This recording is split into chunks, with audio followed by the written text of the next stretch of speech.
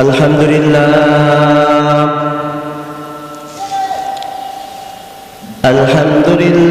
নাহমাদুহু ওয়া নাস্তাঈনুহু ওয়া নাস্তাগফিরুহু ওয়া নু'মিনু বিহি ওয়া নাতাওয়াক্কালু আলাইহি ونعوذ بالله من شرور أنفسنا من يهده الله فلا مضل له ومن يضلله فلا هادي له ونشهد أن لا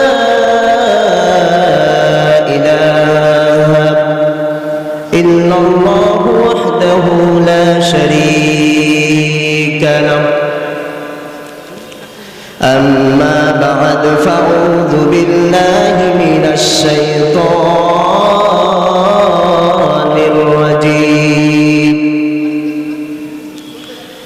بسم الله الرحمن الرحيم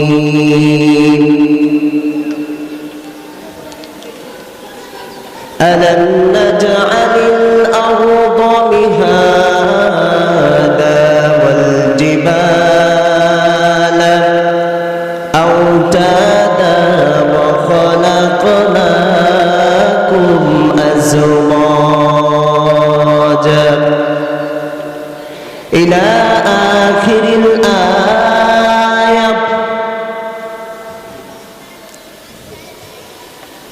الحمد لله আজকে জামিয়া ইসলামিয়া শামসুল উলুম বড়ঘাট কবরস্থান মাদ্রাসার বার্ষিক মাহফিলের দ্বিতীয় দিন। এই মাহফিলে তাশরিফ এনেছেন অনেক উলামা ইকরাম। ইনশাআল্লাহ আজকেও আমরা আরো বড় বড় উলামা ইকরামের মুখ থেকে নসিহতমূলক কিছু কথা শুনব এবং এখানে আমরা জানি যে আমাদের বড়ঘাট কবরস্থান মাদ্রাসা এটা 2-1 বছরের মাদ্রাসা নয়, এটা অনেক পুরাতন মাদ্রাসা। এই মাদ্রাসায় সব সময় বার্ষিক মাহফিল হয়ে থাকে।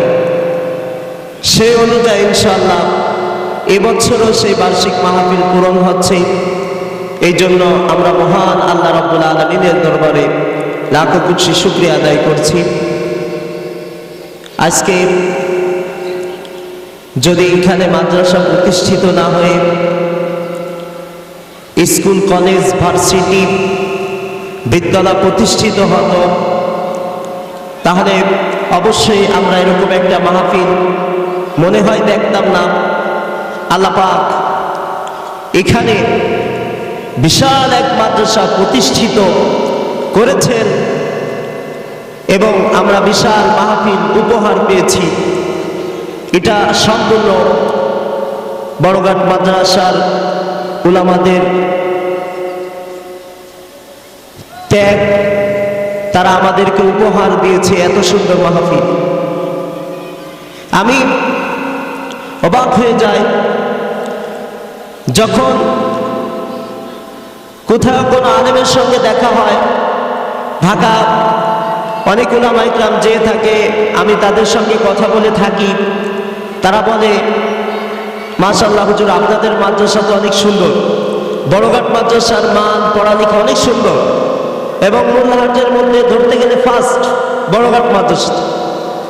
এটা আমাদের জন্য গর্বনীয়, আমাদের জন্য ভালো যে আল্লাহ পাক রব্বুল আলামিন আমাদেরকে একটি বড়ঘাট কবরস্থান মাদ্রাসা উপহার দিয়েছে।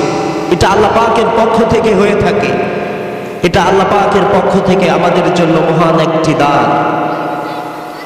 আজকে আমি এই জন্য বলতেছি, হয়তো আজকে এই জায়গাটা যদি কলেজ ভার্সিটি হয়ে থাকতো, স্কুল বিদ্যালয় হয়ে থাকতো, তাহলে হয়তো আমরা এরকম একটি মাহফিল পাইতাম না উপহার। এখানে গান বাজনা ড্যান্সের উপহার দিত আমাদেরকে, সেটা আমাদের জন্য কল্যাণদায়ক হতো না, আমাদের জন্য হতো কি অকল্যাণদায়ক, আমাদের জন্য হতো জাহান্নামের একটি কারণ। হলো আজকে যদি আমরা বিশ্বের দিকে তাকিয়ে দেখি, কোন একটি স্কুল বিদ্যালয় ভার্সিটি এরকম সুন্দর একটি মাহফিল দিতে চায় না। যদি 10 জন শিক্ষক থাকে, 50 জন শিক্ষক থাকে, তার মধ্যে 10 জন মত দেয় যে একটি মাহফিল হোক, আর কমপক্ষে 40 জন মত দেয় মাহফিল না হয়ে একটি সুন্দর একটা অনুষ্ঠানের ব্যবস্থা করা হোক। তো আমি সেই জন্য বলবো যে আমাদের জন্য বিশাল একটা উপহার যে আল্লাহর জান্নাতে যাবার জন্য। আল্লাহ রাব্বুল আলামিন বলেন, ওয়াল্লাযীনা জাহাদু ফীনা লানাহদিয়ান্নাহুম সুবুলানা ওয়া ইন্নাল্লাহা লামাআল মুহসিনিন। সূরাতুল আনকাবুতের 69 নম্বর আয়াতে আল্লাহ রাব্বুল আলামিন বলতেছেন, ওয়াল্লাযীনা জাহাদু ফীনা, আর যারা আমার মুমিনরা, আর যারা আমি আল্লাহর রাস্তায় কষ্ট সহ্য করবে, কষ্ট করবে, আমি আল্লাহর রাস্তায় তাদের জীবন দিয়ে, তাদের সব কিছু দিয়ে, ধন সম্পত্তি দিয়ে আমি আল্লাহ তাআলার রাস্তায় যদি কষ্ট করে, আমি আল্লাহ তাআলা তাদের জন্য সমস্ত রাস্তাকে প্রশস্ত করে দিব। কুরআনুল কারীমের মধ্যে কথা আল্লাহ রাব্বুল আলামিন বলতেছেন। শুধু তাই নয়, তাফসীরবিদরা বলেছেন সেই রাস্তাগুলো হলো এমন রাস্তা, যে রাস্তায় একবার কোন মুমিন যদি পাড়া দেয়, সেই রাস্তার ঠিকানা হবে আল্লাহর জান্নাত। আল্লাহর জান্নাতের ঠিকানা হয়ে যাবে একজন মুমিনের জন্য। যদি আল্লাহর রাস্তায় একটু কষ্ট করা হয়, আল্লাহর রাস্তায় একটু কষ্ট করলে আল্লাহ রাব্বুল আলামিন সেই মুমিনকে জান্নাতের রাস্তা দিয়ে দিবেন। সুবহানাল্লাহ। আল্লাহ রাব্বুল আলামিন বলেন, আর এরকম ব্যক্তিদের সঙ্গে আমি আল্লাহ তাআলা রয়েছি, এরকম খাঁটি মানুষদের সঙ্গে আমি আল্লাহ তাআলা রয়েছি। ও মুসলমানরা, তোমরা কেন ভয় পাও? তোমাদের তো ভয় পাওয়ার কোনো কারণ নাই। যেখানে আমি আল্লাহ তাআলা তোমাদের সঙ্গে রয়েছি রে মুমিন,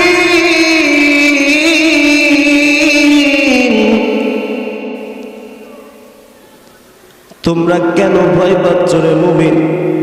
তোমরা আমার রাস্তায় তোমার জীবন দিয়ে দাও, আমি আল্লাহ তোমাদেরকে জান্নাত দিয়ে দেব। আল্লাহর রাস্তায় যদি জীবন দেওয়া হয়, আল্লাহ রাব্বুল আলামিন তাদেরকে জান্নাত দিবে। এটা আল্লাহ পাক ওয়াদা করেছেন। কে ওয়াদা করেছে? আল্লাহ পাক ওয়াদা করেছেন। আল্লাহ রাব্বুল আলামিন বলেন, ওয়ামা ইয়াস্তাবিল আ'মা ওয়াল বাসীর ওয়াল্লাযীনা আমানু ওয়া আমিলুস সালিহাতি ওয়ালাল মুসিই قليلا ما تتذكرون।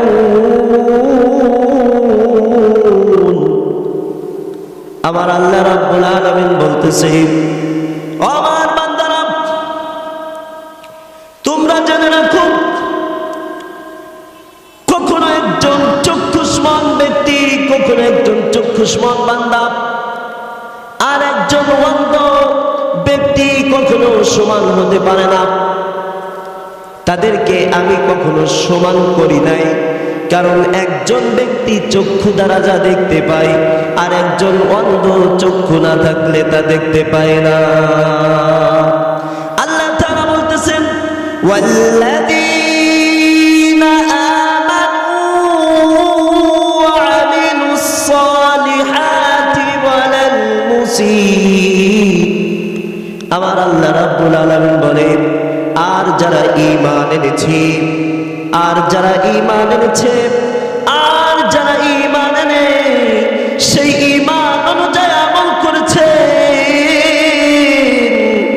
আমার আল্লাহ রাব্বুল আলামিন ডাক দিয়ে বলে, আমার বান্দারা, যারা ঈমান এনেছো বান্দারা, যারা আমল করেছো, যারা আখলাকে নবুয়ত করেছো, আর বলেন ওয়ালাল মুসিই, আর যারা পাপী, যারা নিকৃষ্ট, তারা কখনো সমান হতে পারে না।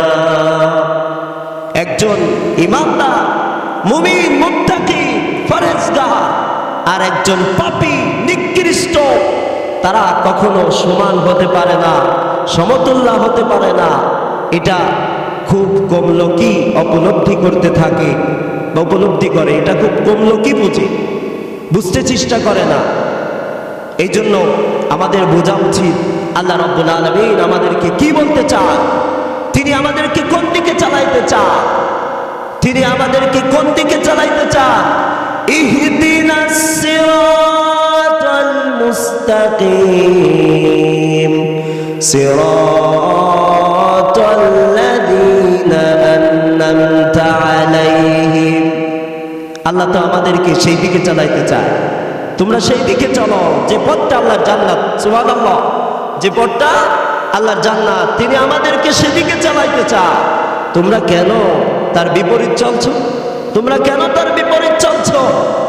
তোমরা কি একটু চিন্তা করে দেখো না, যে আমি শুরুতে 3টে আয়াত তেলাওয়াত করেছি কোরআনুল কারীম থেকে, সে আয়াতে একটু যাচ্ছি, কিন্তু আগে থেকে আমি আমার ভাই যারা এদিক সেদিক ঘোরাফেরা করছেন, যারা এখনো এই বিশাল মাহফিলের স্টেজের বাইরে রয়েছেন, আমি তাদেরকে অনুরোধ করব, তাদেরকে আমি বিশেষভাবে বলবো, আমি আপনাদের এলাকার সন্তান, এই এলাকার ছেলে মেয়ে, আমি আপনাদের হাতে পায়ে সব জায়গা ধরতে চাই।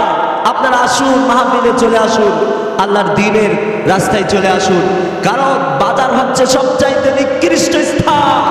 এটা আল্লাহর নবীর কথা। আপনি কেন এখনো বাজারে রয়েছে? হযরতে সাহাবায়ে কিরামরা আল্লাহর নবী যখন বললেন বাজার হচ্ছে সবচাইতে নিকৃষ্ট স্থান আর আল্লাহর ঘর মসজিদ হচ্ছে সবচাইতে উত্তম স্থান, আমার সাহাবীরা, তোমরা যদি বাজারে যাও, তোমরা যদিও বাজারে যাও, বাজারে গিয়ে বেশিক্ষণ দেরি করো না, তাড়াতাড়ি চলে এসো, কারণ মসজিদ হলো আল্লাহর ঘর, আর মসজিদের মধ্যে যদি বসে থাকো, আল্লাহ পাক তোমার উপর রহমত নাজিল করতে থাকবে, কারণ গুনার রাস্তা হলো বাজার। আমার সাহাবীরা, আল্লাহর নবী সাহাবীদেরকে যখন এই উপদেশ দিলেন,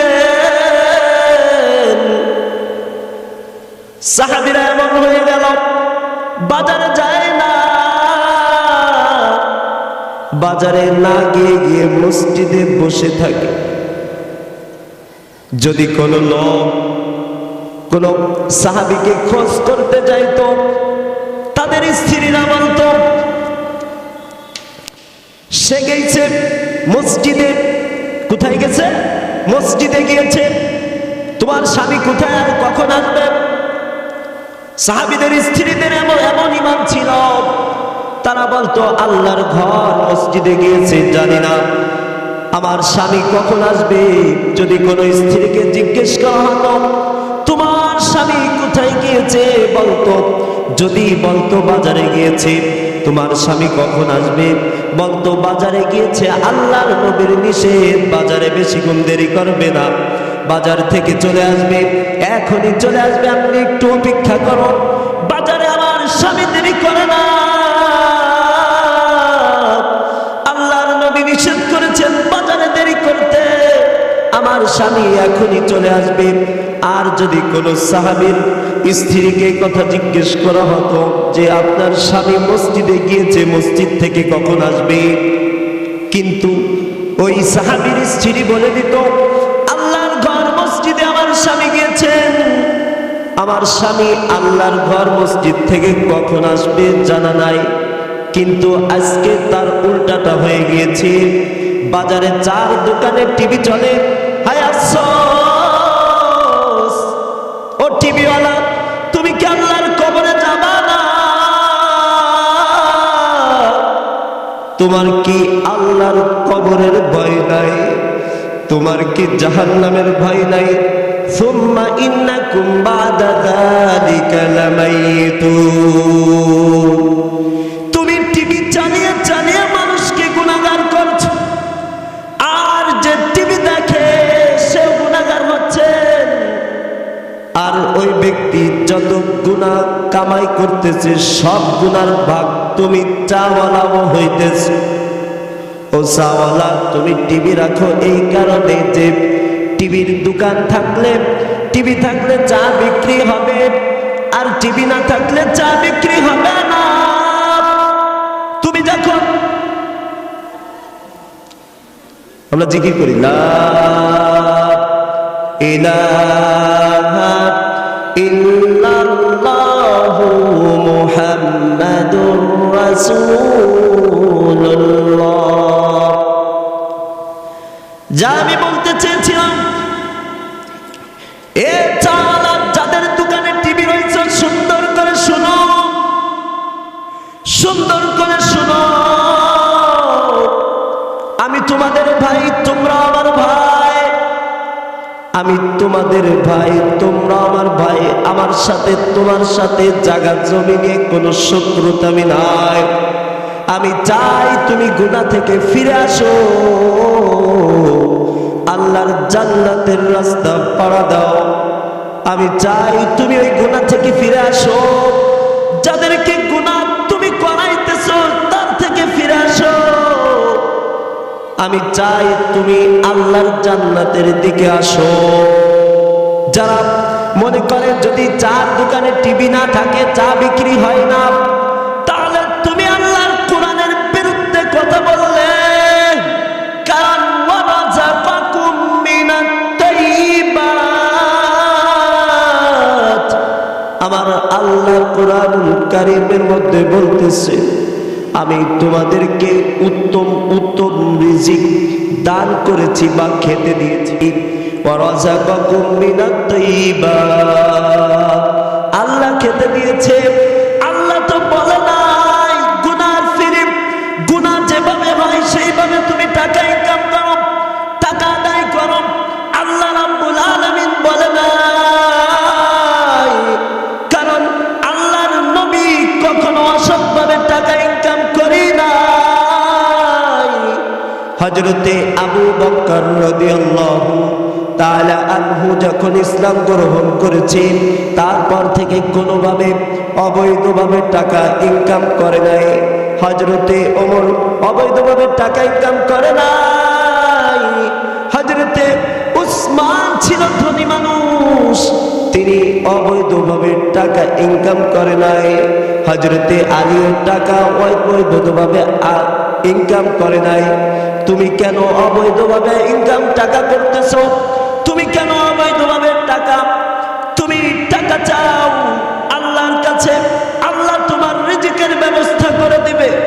তুমি টাকা চাও মালিকের কাছে। 2 রাকাত নামাজ পড়ে সাহাবারা যখনই তাদের পেটে ক্ষুধা লাগতো, যখনই রিজিকের টান দিত, তারা 2 রাকাত নামাজ আদায় করে আল্লাহর কাছে চাইতেন। আল্লাহ পেটে খুব ক্ষুধা, আল্লাহ দুনিয়ার কোনো মানুষের কাছে চায় না, আল্লাহ শুধু তোমার কাছে চাই।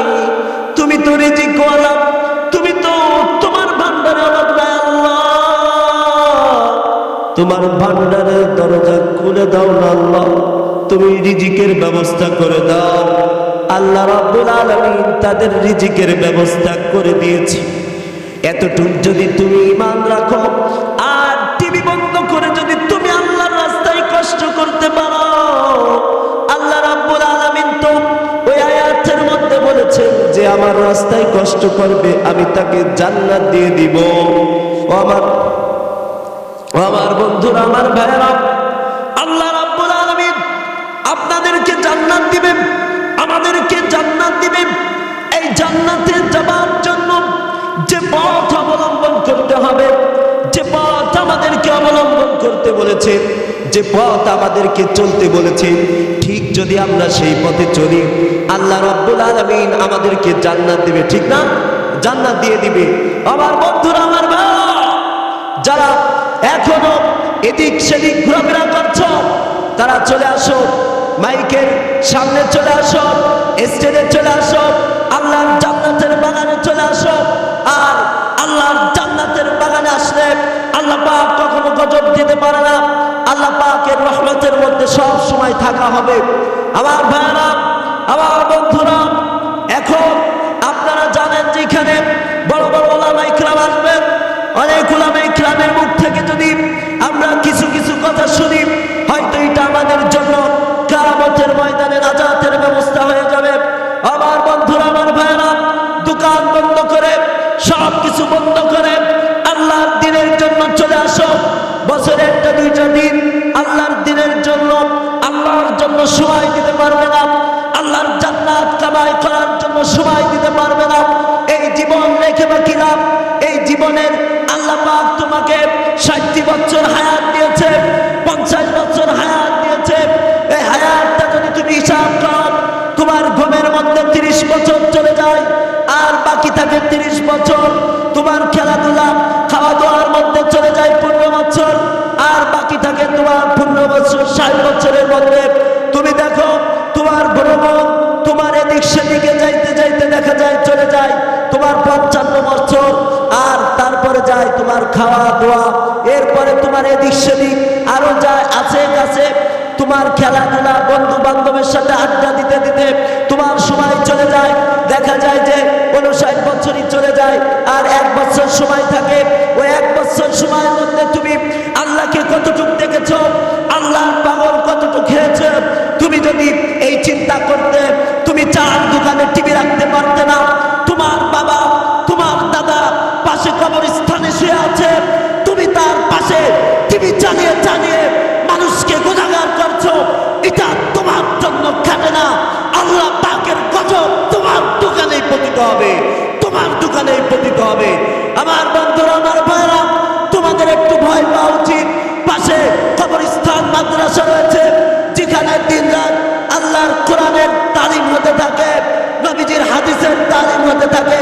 তার পাশে আমি কিভাবে এরকম ভাবে ডান্স লাগিয়ে, এরকম ভাবে টিভি চালিয়ে কিভাবে আমি রাখি, এটা আমার লজ্জা লাগে। যখন আমি বড়গাঁও বাজারে পা রাখি তখন আমার লজ্জা লাগে, তখন আমার হিংসা লাগে। যদি আমার ক্ষমতা থাকতো আমি এই সব দোকানপাটি পুড়িয়ে দিতাম, আগুন জ্বলিয়ে দিতাম। আমার এরকম মনে হয় যে এদেরকে একটু ভয় লাগে না। আমার বাপ শুয়ে আছে, আমার দাদা শুয়ে আছে, আমার পরদাদা শুয়ে রয়েছে, এরকম ভাবে হাজার হাজার লাখো লাখো মানুষ এখানে শুয়ে আছে। সেই কবরের পাশে কিভাবে আমি টিভি চালাই, কিভাবে আমি গুনাহ করি, এটা যদি আমার মনের মধ্যে ভয় থাকতো, আমার মনের মধ্যে একটু যাত্রা থাকতো, তাহলে আমি এই কাজ করতে পারতাম না। আমার ভাইয়েরা, আমার বন্ধুরা, আমি আপনাদের শত্রু না, আপনারা আমার শত্রু না। আমি চাই আপনারা গুনাহ থেকে ফিরে আসুন, আল্লাহর জান্নাতের রাস্তা ধরুন।